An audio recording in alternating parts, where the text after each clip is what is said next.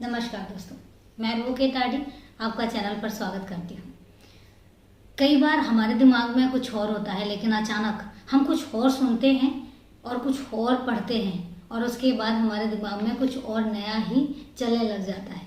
आज सेम मेरे साथ भी हुआ। आज की जो वारदात थी वो कुछ और ही थी और उसको मैं बहुत टाइम पहले से शेड्यूल करके रखा हुआ था, लेकिन कल मैंने एक ऐसी वारदात पढ़ी और उसके बाद सर्च किया तो मुझे लगा कि नहीं, आज की जो वारदात है वो कुछ और होनी चाहिए। और इसलिए जो मैंने पढ़ा, जो मैंने सर्च किया और फिर आपके सामने लेकर आई हूँ।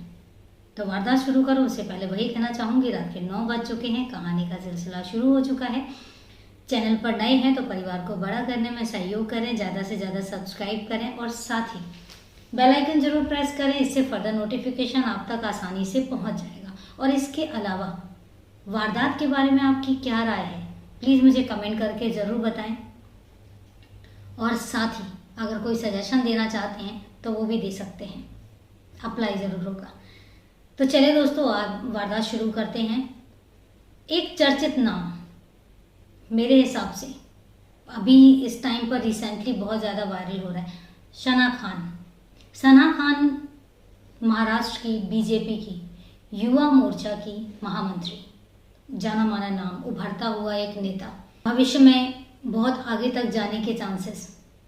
लेकिन एक अफसोसजनक खबर आती है और वो खबर क्या होती है? सना खान लापता। अब उसकी पूरी जो वारदात है उस पर मैं बात करती हूँ। बात ज़्यादा पुरानी नहीं है, बात है 1 अगस्त की। आज से सिर्फ और सिर्फ 15 दिन पहले 1 अगस्त को सना खान अपनी माँ से कह के जाती है कि वो जबलपुर जा रही है और उसके बाद वो जबलपुर जाती है। सना खान के परिवार के बारे में मैं आपको बता दूं कि सना खान जो है वो बीजेपी की लीडर है, युवा मोर्चा की महामंत्री भी हैं और उसके अलावा जो उनकी मदर हैं, जो उनकी माताजी हैं, वो खुद भी एक लीडर हैं, लेकिन वो कांग्रेस पार्टी से हैं। उनके फादर जो हैं वो जाने माने एक बिजनेसमैन हैं। तो अच्छी फैमिली, एक रॉयल फैमिली कह सकते हैं। 1 अगस्त को सना खान जबलपुर के लिए निकलती हैं और 2 अगस्त को वो जबलपुर पहुंच जाती हैं। अब उनकी जो माँ है वो फ़ोन लगाती हैं, लेकिन सना खान का फ़ोन नहीं लगता, स्विच ऑफ जाता है। अब उसके बाद सना खान जो है वो 3 फ़ोन यूज़ करती है, लेकिन वो तीनों के तीनों फ़ोन नहीं लगते, तीनों के तीनों फ़ोन स्विच ऑफ जाते हैं। सना खान की जो माँ है उनको टेंशन होने लग जाती है, क्योंकि उनके हिसाब से क्या आज तक कभी ऐसा हुआ ही नहीं है कि सना खान ने अपना कोई भी मोबाइल स्विच ऑफ रखा हो। क्योंकि जो उनकी पोजीशन थी और जो उनका ओहदा था, जो उनकी रिस्पॉन्सिबिलिटी थी, उसके हिसाब से उन्हें 24/7 अलर्ट रहना पड़ता था। तो इसलिए फ़ोन स्विच ऑफ होने का सवाल ही पैदा नहीं होता। पर वो 2 तारीख को वेट करती रहती हैं। इन बिटवीन वो एक नंबर पर कॉल करती हैं जो जबलपुर का ही होता है, अमित साहू। अमित साहू से पूछती हैं और सना खान के बारे में तो अमित साहू कहता है कि नहीं, यहाँ तो सना खान नहीं आई। इस बात पर वो और ज़्यादा परेशान हो जाती हैं कि कहकर जबलपुर का गई है, लेकिन ना तो वो जबलपुर पहुंची और जिससे मिलने गई है वो कहता है कि सना खान आई नहीं, तो इसका मतलब कि सना खान के साथ कोई प्रॉब्लम हुई है। अब 2 तारीख तो जैसे तैसे निकल जाती है, लेकिन उसके बाद 3 तारीख को टाइम ना वेस्ट करते हुए उनकी जो माता जी हैं मेहरुन्निसा जी जाके नागपुर लोकल पुलिस स्टेशन में कंप्लेन कर देती हैं।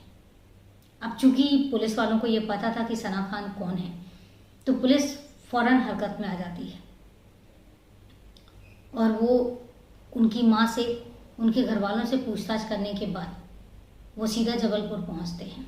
इधर वो साथ के साथ ही जब उनके पास नंबर आ जाता है तो नंबर की जो लोकेशन है, लोकेशन ट्रेस करते हैं। तो लोकेशन के अकॉर्डिंग जो सना खान का लास्ट लोकेशन बता रहा था वो जबलपुर बता रहा था। तो इसका मतलब कि सना खान जबलपुर गई हैं, लेकिन अमित साहू के अकॉर्डिंग कि वो जबलपुर में नहीं आई हैं, तो इसका मतलब वो अमित साहू से नहीं मिली हैं। अब इस बात की टेंशन जो है पुलिस वालों को भी थी कि आखिर वो गई कहाँ।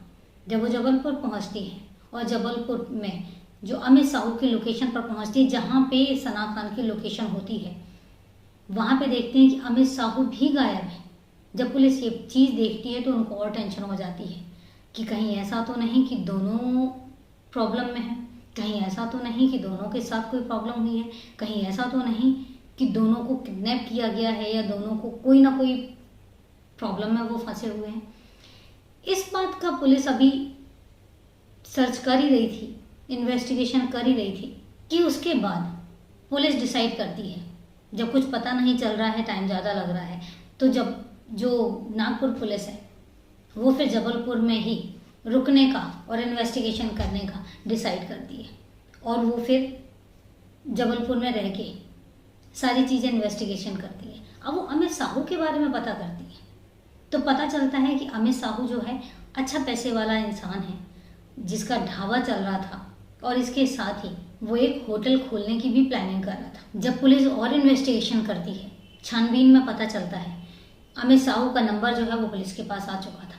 जब अमित साहू का नंबर पुलिस के पास आ चुका था तब पुलिस उसकी छानबीन करती है, लोकेशन ट्रेस करती है और सीडीआर निकलवाती है। सीडीआर के अकॉर्डिंग, लोकेशन के अकॉर्डिंग जो अमित साहू की भी लास्ट लोकेशन होती है वो होती है खुद उसके घर पे, और जिस समय पर सना खान की लोकेशन उसके घर के पास ही दिखाती है, उसी समय पर अमित साहू की भी लोकेशन उसके घर के पास ही दिखाती है। इस बात पर पुलिस को एक चीज़ समझ आती है कि कहीं ना कहीं जो अमित साहू बोल रहा था कि सना खान जबलपुर आई नहीं, तो इसका मतलब कि अमित साहू झूठ बोल रहा था, क्योंकि सना खान को तो लोकेशन के अकॉर्डिंग जबलपुर में ही और उसके घर पे ही देखा गया है। अब जब ये बात पुलिस देखती है तो फिर और छानबीन शुरू करती है। जब पुलिस छानबीन करती है तो छानबीन करते हुए वो ढाबे पर भी जाती है, ढाबे पर भी पूछताछ करती है। जब वो ढाबे पर पूछताछ करती है तो एक नौकर बताता है, कहता कि लास्ट टाइम जब साहब आए थे तो वो अपनी कार पे आए थे थोड़ी देर के लिए, और आते के साथ ही उन्होंने मुझसे बोला कि ये गाड़ी की जो है ना अच्छे से साफ़ कर दे और गाड़ी की डिग्गी जो है वो अच्छे से धो देना। जब मैं गाड़ी की डिग्गी धो रहा था तो उस टाइम पे मुझे उस डिग्गी से जो खून के धब्बे मिले। जब खून के धब्बे मिले तो मैंने अपने साहब से पूछा कि साहब ये खून के धब्बे कैसे, सब ठीक है, किसी का कोई एक्सीडेंट तो नहीं हुआ। जब हमने ये चीज़ पूछी तो साहब हम पर भड़क पड़े और साहब बोले कि तुम अपने काम से काम मतलब रखो, जितना तुमको बोला गया है तुम उतना करो। और उसके बाद हमने फिर गाड़ी की डिग्गी साफ़ कर दी और पूरी गाड़ी जो है वो साफ़ कर दी और उसके बाद साहब चले गए। अब नहीं पता कि साहब कहाँ पर है।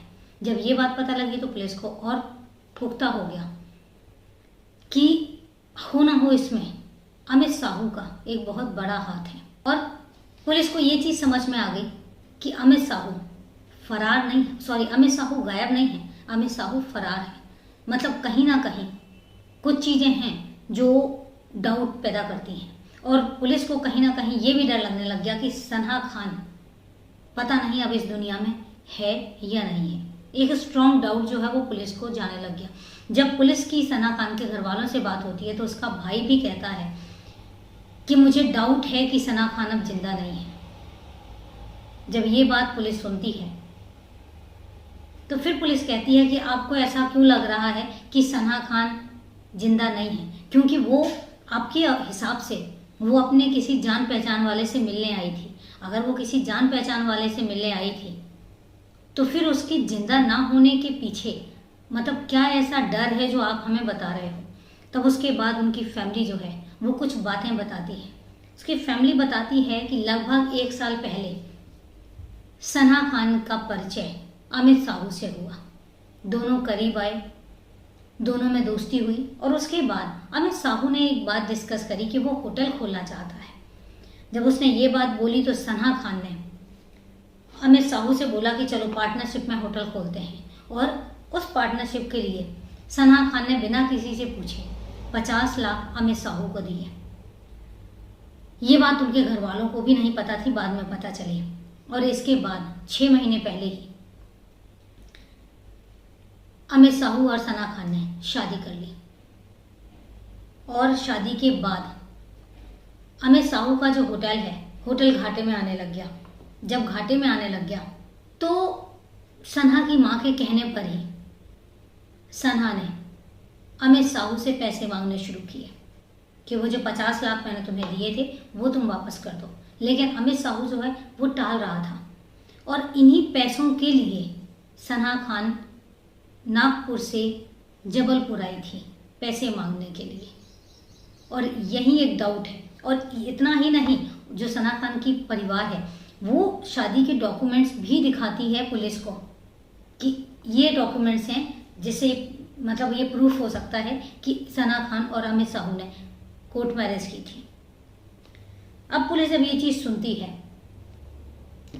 तो फिर अमित साहू का जो फ़ोन है वो सर्विलांस में डाल दिया जाता है और जितने भी जान पहचान वाले होते हैं सबके नंबर सर्विलांस में डाले होते हैं। ज़्यादा वक्त नहीं लगता, 9 दिन ही गुजरे होते हैं और अमित साहू जो है वो अपने किसी जान पहचान वाले को फ़ोन करता है और जैसे ही फ़ोन करता है तो उसकी लोकेशन पता लग जाती है और जिस जगह की उसकी लोकेशन थी। अब यहाँ पे जो नागपुर पुलिस है और जबलपुर पुलिस है दोनों एक ज्वाइंट ऑपरेशन करते हैं, दोनों मिलके उस लोकेशन पर जाते हैं और वहाँ से अमित साहू को गिरफ्तार करते हैं। जब अमित साहू को गिरफ्तार करते हैं तो पहले तो अमित साहू कहता है मुझे पता ही नहीं है कि सना कहाँ है, सना तो आई नहीं, सना से मैं मिला ही नहीं। लेकिन जब पुलिस सीसीटीवी कैमरास दिखाती है, क्योंकि सीसीटीवी कैमरास में सना को 1 तारीख 2 तारीख को जो अमित साहू का घर है घर के पास में ही देखा गया, तो इससे ये प्रूफ हो जाता है कि सना खान जबलपुर पहुंची है। सना खान अमित के घर पर भी पहुंची है और दोनों की लोकेशन का सेम जगह पर दिखाना, इससे ये पता लगता है कि दोनों एक साथ भी होते हैं। अब जब ये सारे सबूत अमित साहू के सामने रखे जाते हैं तो अमित टूट जाता है और वो कहता है कि हाँ, सना का कत्ल मैंने ही किया है। और फिर वो पूरी बात बताता है। वो बताता है कि दरअसल 1 साल पहले हमारे बीच में प्यार हुआ और ऐसा नहीं है कि मैं उसको प्यार नहीं करता था या वो मुझे प्यार नहीं करती थी, हम दोनों एक दूसरे को प्यार करते थे। उसके बाद 6 महीने पहले हमने कोर्ट मैरिज कर ली। उससे पहले उसने होटल के लिए मुझे 50 लाख रुपए भी दिए थे, लेकिन मेरे जो होटल है होटल में मेरा लॉस होने लग गया। जब मेरा लॉस होने लग गया तो फिर सना ने बोला कि वो 50 लाख रुपए जो हैं वो मुझे वापस चाहिए और उसकी माँ भी इसमें प्रेशराइज कर रही थी और माँ के कहने पर ही सना मुझसे पैसे मांग रही थी। और मेरा जब है जो होटल है वो घाटे में चल रहा था तो मैं उसको पैसे वापस नहीं कर पा रहा था और इसी के लिए 1 तारीख को सना खान नागपुर से जबलपुर आती है और उस दिन भी हमारे बीच में झगड़ा होता है और झगड़ा पैसों को लेकर ही होता है और झगड़ा इतना ज़्यादा बढ़ जाता है कि मुझे एक बार डर लगने लग गया कि चूँकि सना जो है वो एक पॉलिटिशियन है और बीजेपी की नेता है, तो कहीं ऐसा ना हो कल के दिन ही मेरे लिए खतरा खड़ा कर दे। और कोई बड़ी बात नहीं है कि मेरे लिए प्रॉब्लम खड़ी कर दे। इस बात से मैं और भी ज़्यादा टेंशन में था। तो मुझे गुस्सा आया और गुस्से में मैंने डंडा उठाया और उसके सर पर ताबड़तोड़ हमला कर दिया। जब हमला किया तो वो बेहोश होकर गिर गई और ब्लड की हैवी लॉसिंग की वजह से उसकी वहीं मौका वारदात पर ही मौत हो गई। जब उसकी मौत हो गई तो फिर अमित ने अपने एक दोस्त को बुलाया और दोस्त की मदद से सना खान को गाड़ी की डिग्गी में डाला और डिग्गी में डालने के बाद 45 किलोमीटर दूर एक नदी है जबलपुर के पास ही बहती है, हिरन नदी। हिरन नदी में जाके उस लाश को फेंक दिया। जो कि मैं आपको बताऊं कि इस टाइम पर बारिश जो है वो बहुत ज़्यादा ज़ोर शोर से बहुत ज़्यादा बरस रही थी। 1 या 2 तारीख को आपको याद होगा पूरे सराउंडिंग नॉर्थ इंडिया बारिश बहुत ज़्यादा हो रही थी। जबलपुर में भी 1-2 तारीख को बहुत ज़्यादा हैवी रेनिंग हो रही थी और इस टाइम पे जो नदियां हैं वो पूरे उफान में थी। नॉर्दर्न स्टेट्स देखिए, चाहे वो पंजाब हो, हरियाणा हो, हिमाचल हो, उत्तराखंड हो, हर जगह बारिश हो रही थी और बारिश के बाद नदियाँ जो है पूरे उफान में थी। सेम हाल हिरन नदी का भी था। वो नदी वो क्या बोलते हैं, लाश को जो है वो फेंक के आ जाते हैं और आने के बाद फिर उनकी मेहरुन्निसा से बात होती है, जो सना खान की माँ है। सना खान की माँ से बात होती है तो पहले तो अमित बोल देता है कि वो मुझसे मिलने ही नहीं आई, लेकिन उसको लगा कि फिर प्रॉब्लम खड़ी ना हो जाए, तो इसके बाद वो दोबारा कहता है कि हाँ वो मुझसे मिलने आई थी, हमारे बीच में झगड़ा हुआ और उसके बाद वो कहीं चली गई है। और इसके बाद अमित ने फ़ोन स्विच ऑफ किया और फ़ोन स्विच ऑफ करने के बाद वो फरार हो गया। अब पुलिस उसको लेकर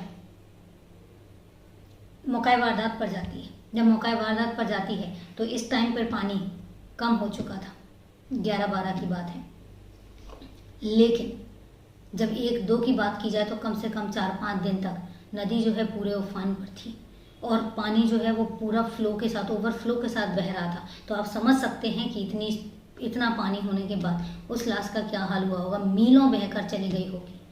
पुलिस ने आसपास सब जगह गोताखोरों की मदद से लाश का पता करने की कोशिश की है, लेकिन लाश नहीं मिली है और अभी तक लाश नहीं मिली है।